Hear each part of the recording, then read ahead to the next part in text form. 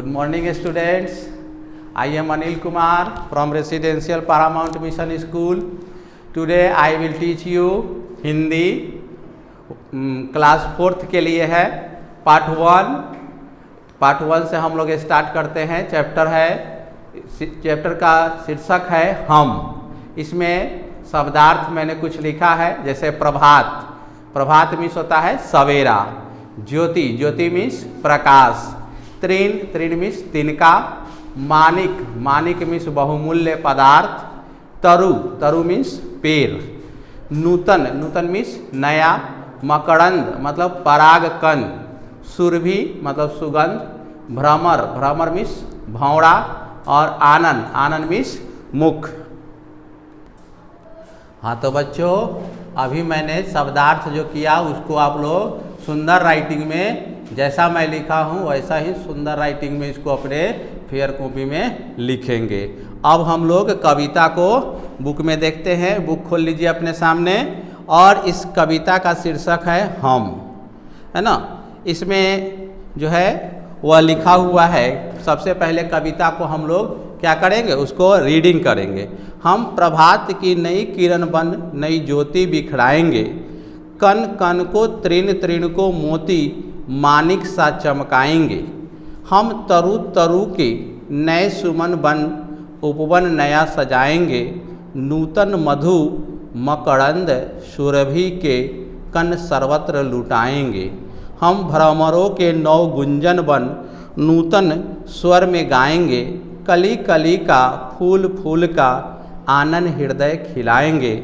हम लहरों की नौ उमंग बन सरिता नई बहाएंगे, सिंचित कर मिट्टी के कण कण हम सोना उपजाएंगे। चलिए, इस तरह से अब आपका कविता जो है उसका मैं भावार्थ बता दे रहा हूँ। इस कविता में छोटे छोटे बच्चे जो हैं वे क्या कर रहे हैं, प्रकृति से प्रेरणा लेकर अपने आप को उन्हीं के अनुरूप ढालने का संकल्प लेते हैं। बच्चे उज्जवल भविष्य के निर्माण के प्रति अति उत्साहित हैं। इस कविता के माध्यम से कवि जो हैं वे कहना चाहते हैं कि बच्चों को अपनी जगह पर रख रहे हैं और कह रहे हैं कि हम प्रभात की नई किरण बन नई ज्योति बिखराएंगे।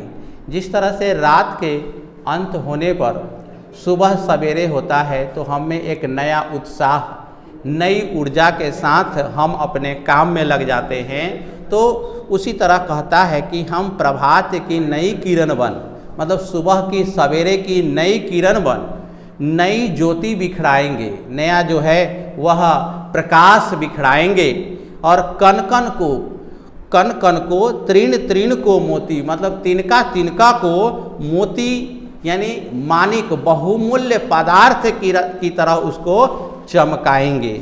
इस कविता के माध्यम से, है ना, कवि जो है वे कह रहे हैं कि हम बच्चे जो हैं वे क्या कर रहे हैं, तो प्रभात की नई किरण बन नई ज्योति बिखराएंगे, और कण कण को तृण को घास के छोटे छोटे टुकड़ों को तिनके को मोती मानिक सा चमकाएंगे। नेक्स्ट पैराग्राफ, हम तरु के नए सुमन बन उपवन नया सजाएंगे। हम पेड़ों के नए फूल बन उपवन को नया सजाएंगे। इस बगीचे को, इस संसार रूपी बगीचे को हम नए तरीके से सजाएंगे। नूतन मधु मकरंद सुरभि के कण सर्वत्र लुटाएंगे। नूतन नए मधु मतलब होता है शहद, और मकरंद मीन्स होता है परागकण। तो मधु जो है वह फूलों के रस से बनता है, परागकण से बनता है। तो नूतन मधु मकरंद सुरभि यानी सुगंध, तो फूल से क्या मिलता है, सुगंध भी मिलता है, परागकण भी मिलता है। और नए शहद, इससे क्या बनाएंगे, नए शहद बनाएंगे। परागकण से क्या बनता है, शहद बनता है। जो दूसरा जो है वह मधु जो है वह दूसरा सबसे मीठा चीज़ है। तो सबसे चीज़ जो है वह मीठा चीज़ कौन है, तो बोली। और उसके बाद जो है मधु, खाने वाला चीज़ में दूसरा नंबर मधु है। तो मधु जो है वह फूलों के परागकण से, मकरंद से बनता है। तो नूतन मधु मकरंद सुरभि के नए कण, सुरभि के कण यानी कि उसकी जो कण जो है उसको सर्वत्र इस संसार रूपी उपवन में लुटाएंगे। नेक्स्ट पैराग्राफ, हम भ्रमरों के 9 गुंजन बन नूतन स्वर में गाएंगे। हम भौरों की तरह 9 गुंजन बन नूतन स्वर में गाएंगे, एक नया गीत गाएंगे। कली कली का फूल फूल का आनंद हृदय खिलाएंगे।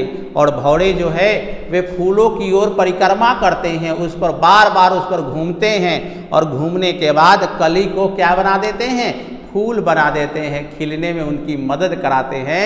यानी कि साइंस में पढ़े होइएगा कि पॉलिनेशन जो है वह क्या होता है, वह जो इंसेक्ट जो है वो उसका पराग दूसरे पर डालता है, उसका पॉलिनेशन दूसरे पर डालता है। तो इस तरह से कली कली का फूल फूल का आनंद हृदय खिलाएंगे। तो इसमें कवि जो है वे कह रहे हैं कि कली कली का मतलब जो कली है ना, तो उसका भी हृदय खिलाएंगे, फूल फूल का हृदय खिलाएंगे।